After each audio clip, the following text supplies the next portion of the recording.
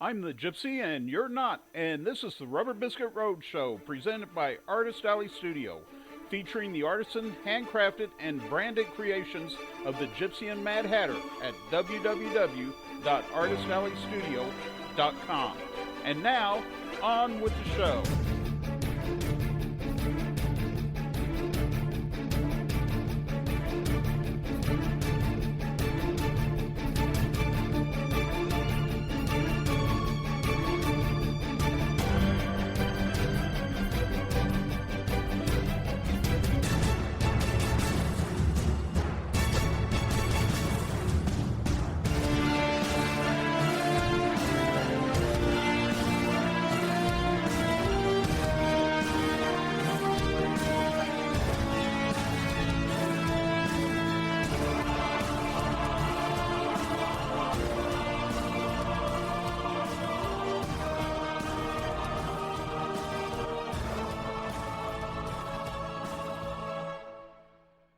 Welcome to episode 6 of the Rubber Biscuit Roadshow. I am your host, the Gypsy. Last week's episode found us in March 1979 when I received a phone call informing me of my biological father's death. In this week's episode, you will join me as I head to the funeral of that man, who I had never met, and I learned more and more about my mother's background and the things that affected her mental illness her entire life. In this week's episode, we find out that what we've got here is failure to communicate. March 25th, 1956 was a red-letter day in the history of the world to hear my mother tell it. I knew the story as well as I knew my own name, and at least once a year as I grew up, I would wish that amnesia would overtake my mind. I truly believed that my mother would mark off the days on the calendar year after year, waiting for March 25th to arrive, so that she could once again relate her favorite story to me. March 25th was the day of my conception, and it was also the day, 23 years later, that the man who had given me life had left this world and passed into the next.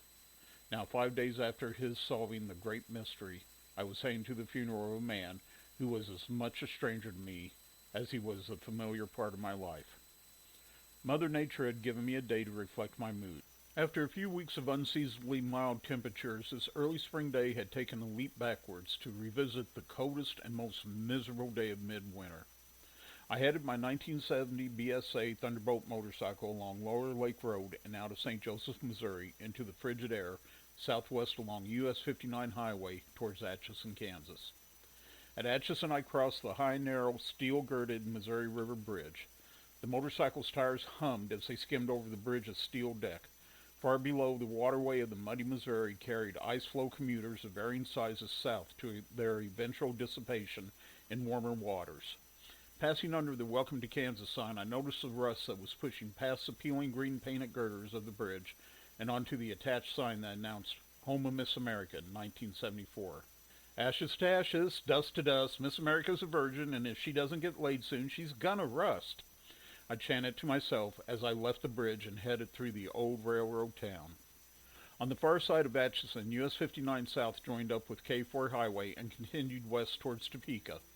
As I maneuvered the hills and curves of Nightmare Alley, the nickname given by locals to the stretch of K4 from Atchison to Topeka, the air fought to push its icy fingers through my layers of clothing and leather.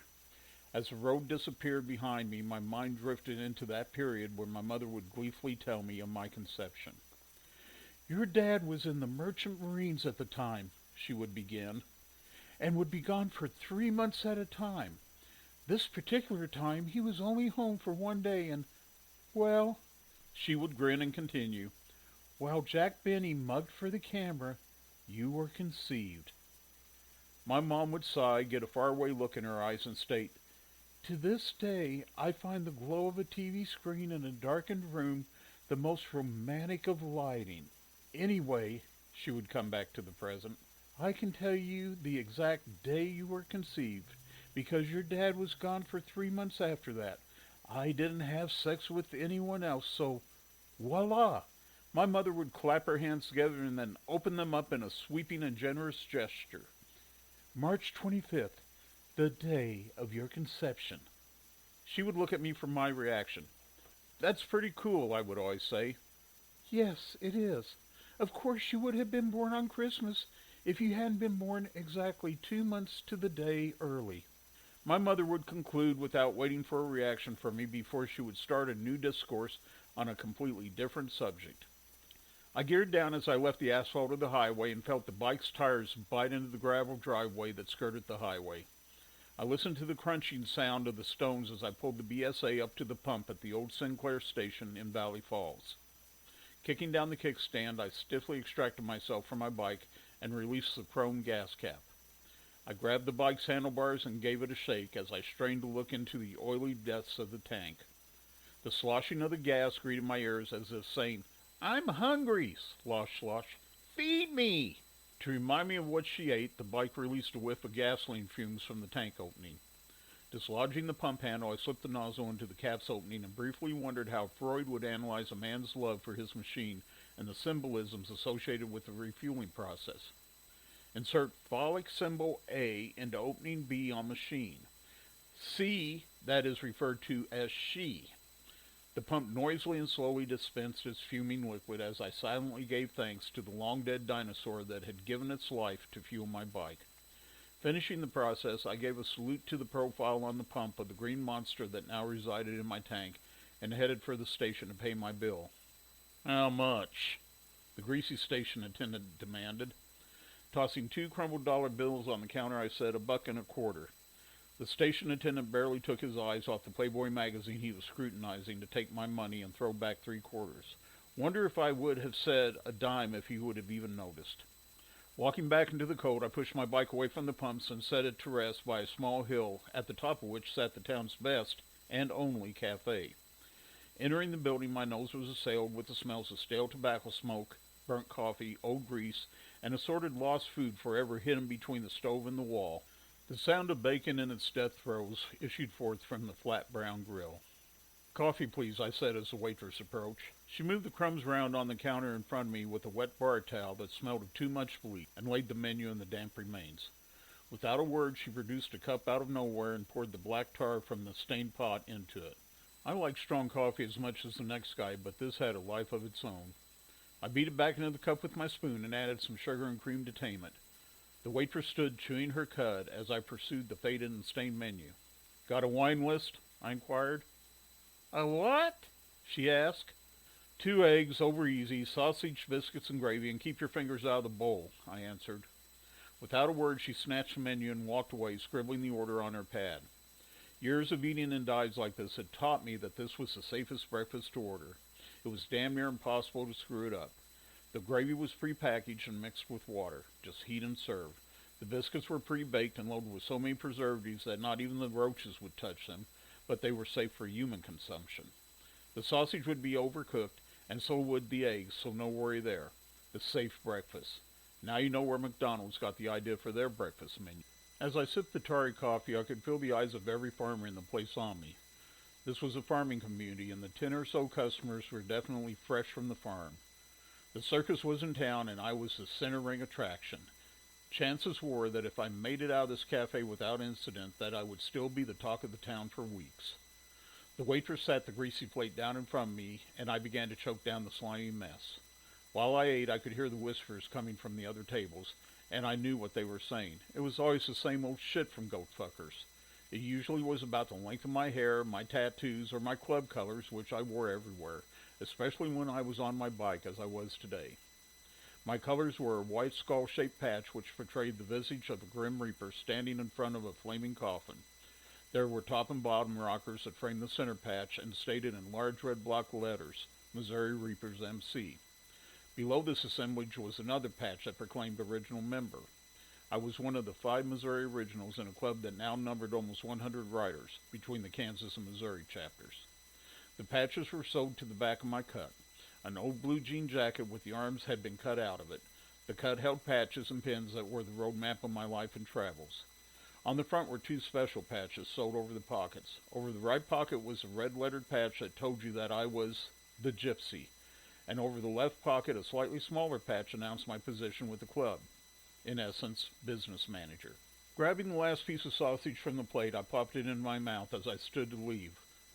"What do you suppose that is on his back?" I heard one of the goat fuckers drawl as I reached in my pocket for cash to pay my bill. Don't know. Could be a monkey, another offered. Christ, I don't need this. Not today of all days. More like a flaming faggot, someone else said, and the group broke out in laughter. Deja vu, didn't I see this in a movie? I decided to put a stop to this as quickly as possible. Picking up my half-full cup of coffee, I headed for the large round table where the majority of the goat-fuckers sat and where most of the laughter came from. I stood in front of the table, laughing with them as if I was one of their group and in on the joke instead of being the joke. They continued to laugh, eyeing me, when suddenly the realization came into their small brains that the brunt of their joke was standing in front of them and laughing with them. As the laughter started to subside, my demeanor changed. I slammed the cup down hard on the table, spilling its contents. Holding the cup hard against the table, I leaned forward and through clenched teeth hissed, "Listen to me, assholes. I am on my way to bury my father. I am short on time, but I am sure I can find enough time to bury a couple of you motherfuckers today, if you don't shut your mouth and leave me the fuck alone."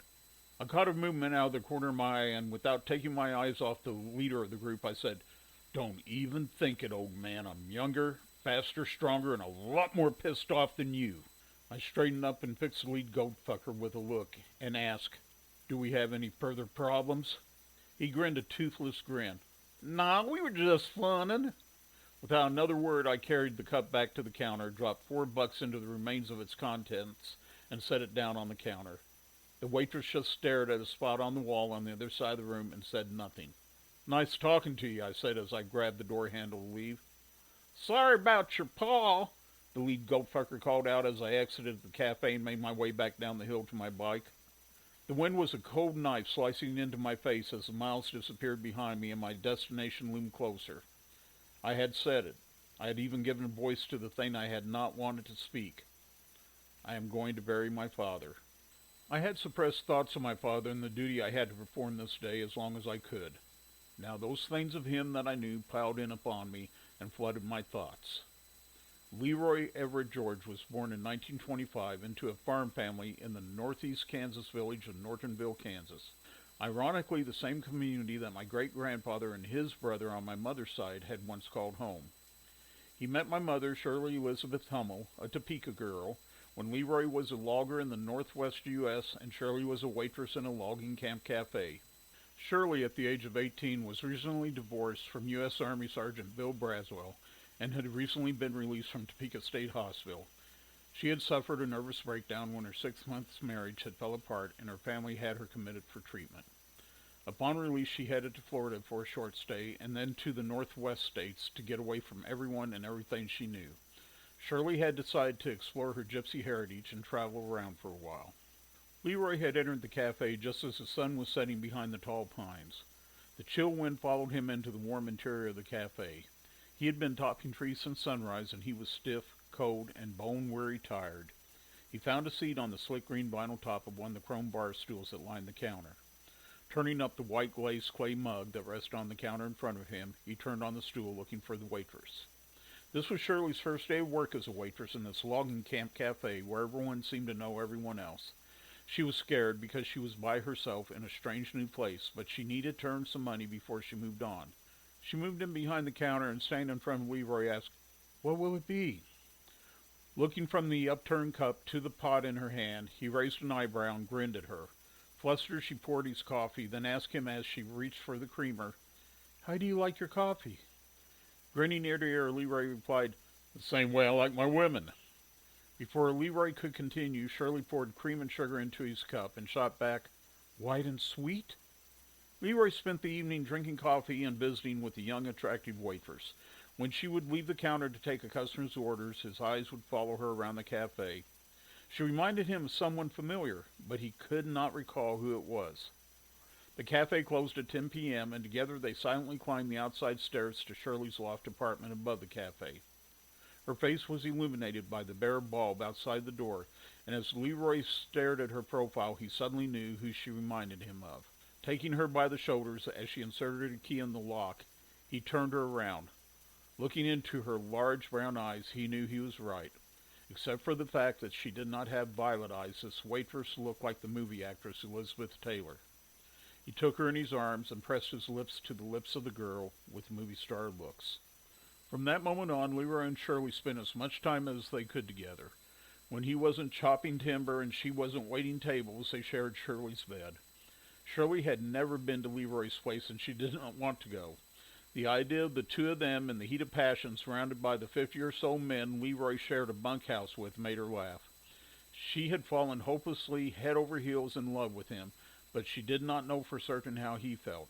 He was not very vocal about his emotions, so Shirley had not told him how she felt. She was terrified of scaring him off, but she had to know. One night, while lying wrapped in his arms after a more than vigorous love-making session, she broached the subject. "Lee," she breathed across his chest, "I love you." Shirley held her breath, her heart beating hard within her breast. "Me too," came the reply. "Okay," Shirley thought. "Not quite what I was expecting, but I'll take it." She nestled deeper into his strong protecting arms and drifted into a contented sleep. Fall had approached quickly and quietly, and the lumber camp was becoming more deserted daily. Shirley had asked Leroy what was going on, and he had jokingly remarked, "The geese are flying south for the winter."